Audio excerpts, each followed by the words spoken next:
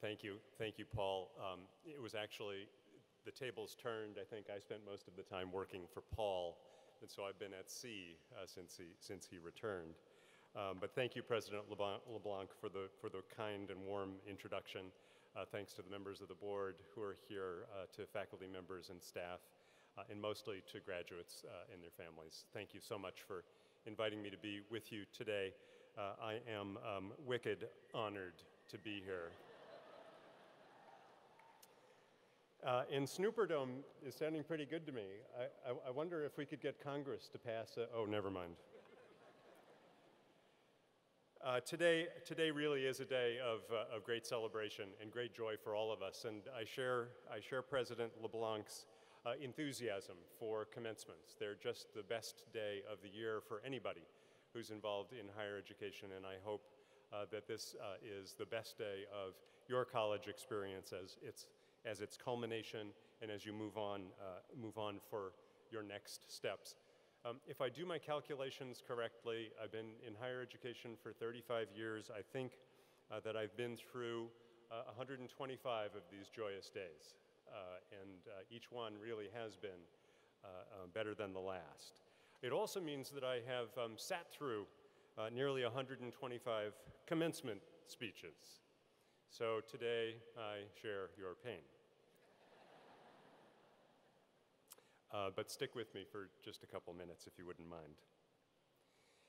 As Paul has said in introducing the class, each of you has an incredible story, and a story inside you, a story that chronicles your journey to this moment, that is a story of balancing your studies with work, with family, with the challenges of real life, a story of the obstacles you faced on your way, and more importantly, a story of how you overcame those obstacles to be here.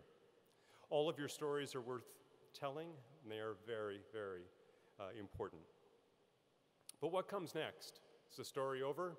I think not.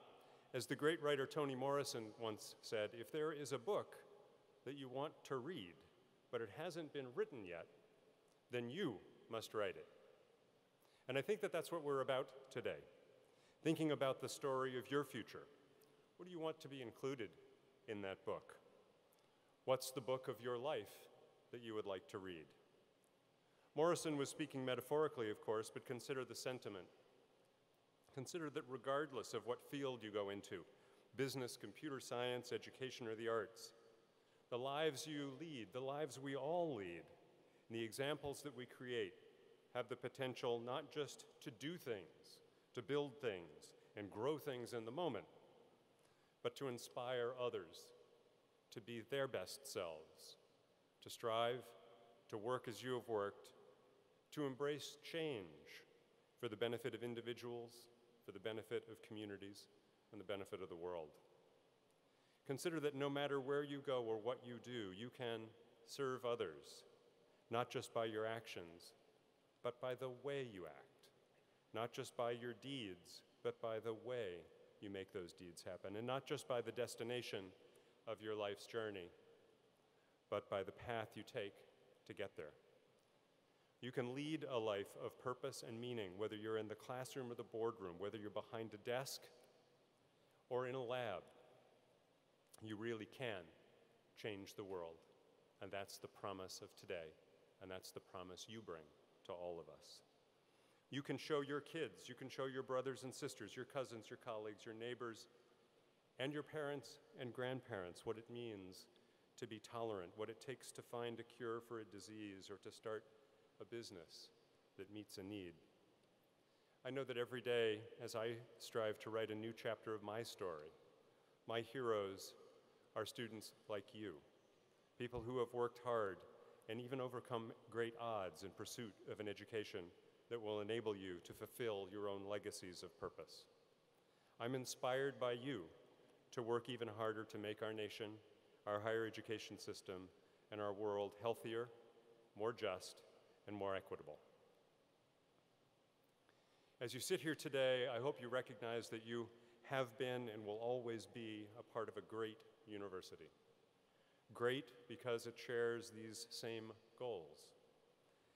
And under Paul LeBlanc's extraordinary leadership, Southern New Hampshire continues to write its story in a way that inspires other institutions and other leaders.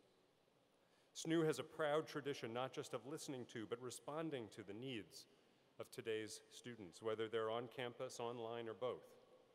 And I can think of no better service to individuals or to our nation than believing in the power and potential of each and every student, no matter where they come from. And also helping them, helping you, helping all of us to realize their potential, whether they're an 18-year-old fresh out of college, a 24-year-old returning veteran, a 40-year-old single mother, a part-time student juggling college and work, or a first-generation college student. SNHU reaches out to each of those groups and more. This institution and its leaders and faculty truly believe in you. They truly believe in students, and they act on that belief by innovating and reinventing themselves to meet the needs of an increasingly diverse student body here in Manchester and across the country and online. That's why SNHU has built not only a robust online campus, which includes a writing center, tutoring services, career services, and an online library, but regional centers as well, bringing Southern New Hampshire University to communities across New England and America. That's why SNHU has created a full competency-based degree program, the very first in the country to be approved by a regional accreditor and my Department of Education. That's innovation. That's reaching students where you are. That's important. SNHU is writing the book colleges and universities across America need to read. And for students like you who attend on campus, SNHU has you covered. And I'm not just talking about the SNHU-only shopping night at Target. I'm talking about the fact that within 6 months of graduation, 98% of last year's graduates sitting in those seats either found employment or chose to continue their education. 98%.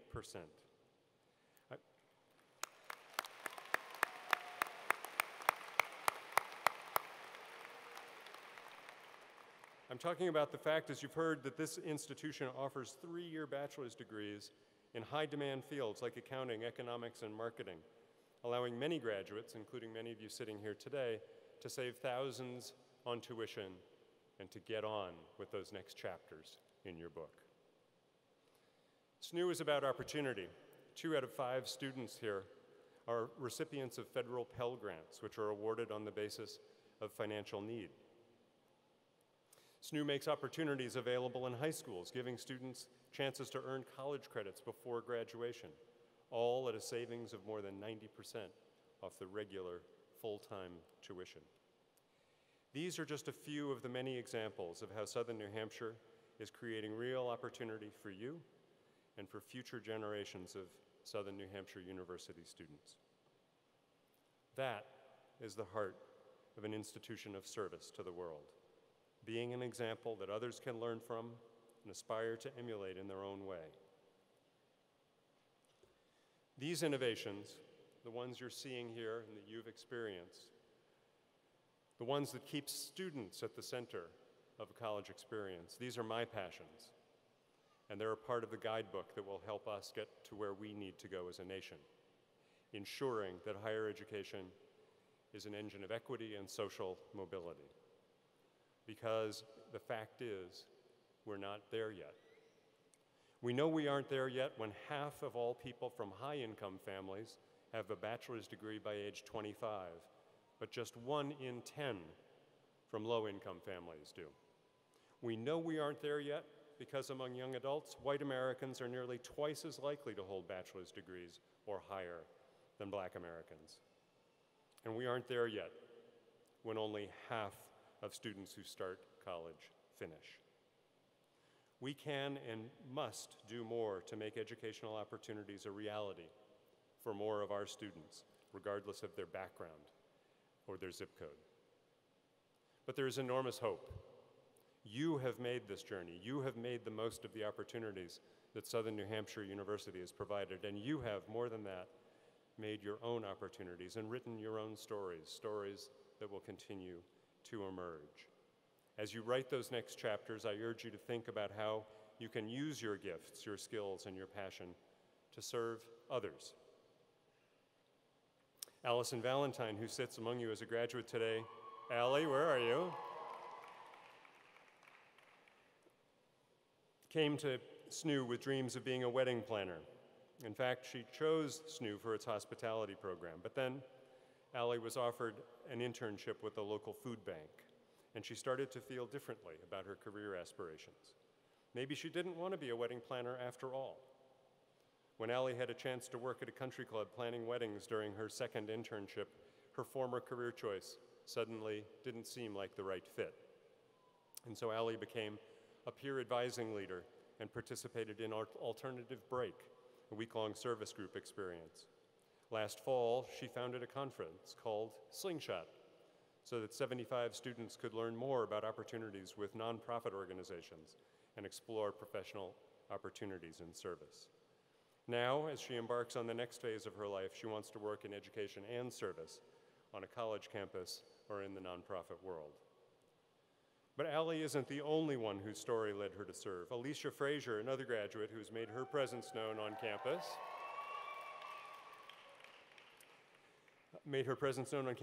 through her activities, from outreach and CAPE to forming the University Honors Program Student Council to serving as a campus tour guide, peer advising leader, presidential ambassador, and editor of the Provost newsletter while doing all of her coursework.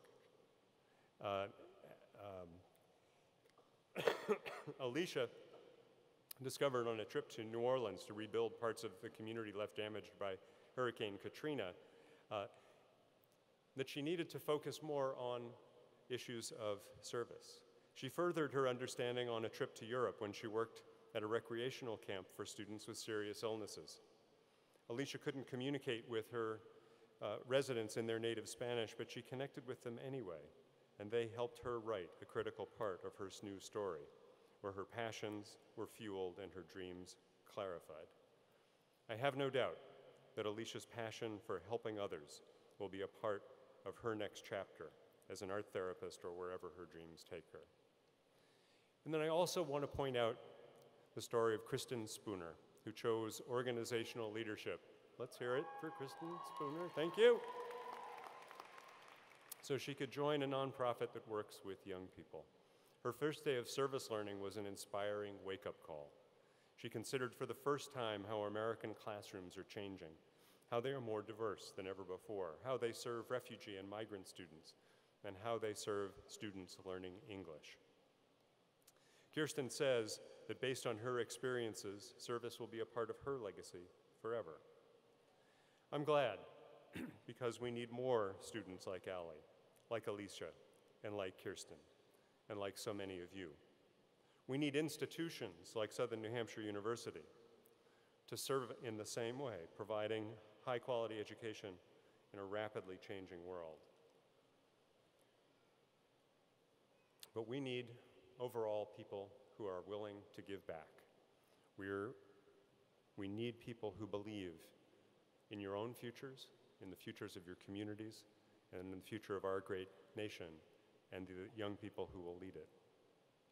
We need people not like you. We need you. We need you. But to be clear, you don't need to make a career of service in order to serve.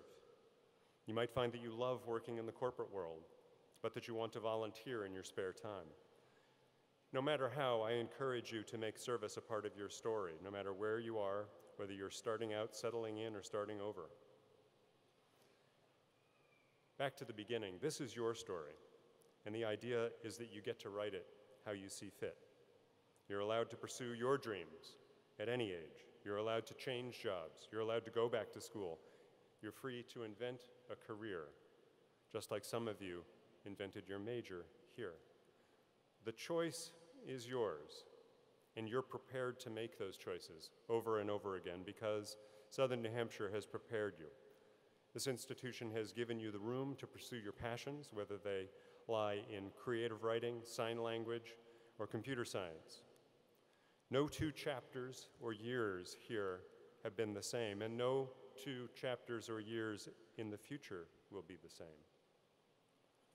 and the skill of adaptability as well as persistence will serve you well. Early in the musical Hamilton, Alexander Hamilton thinks about his mark on history. I'm totally obsessed with the soundtrack of Hamilton, I have to say. So Alexander Hamilton thinks about his mark on history, telling us that I'm not throwing away my shot. You've earned your shot, and I know you're not going to throw it away. More than that, I hope that you don't just take a shot, but write a life story worthy of your talents, your commitments, and your aspirations. A great story doesn't have to be a sweeping saga on the national stage, or path to fame or money or both. It doesn't have to lead to monumental across-the-board change. It doesn't have to lead to the evening news or be splashed across the front page of the Union Leader. If your story can influence the life of just one person, if your passion, your service, and commitment can propel just one other person to pursue their dreams and their passions, then I'd contend that you've made your mark on history. Thanks again for inviting me to speak here today, and congratulations and best wishes. I look forward to following your stories as you write them.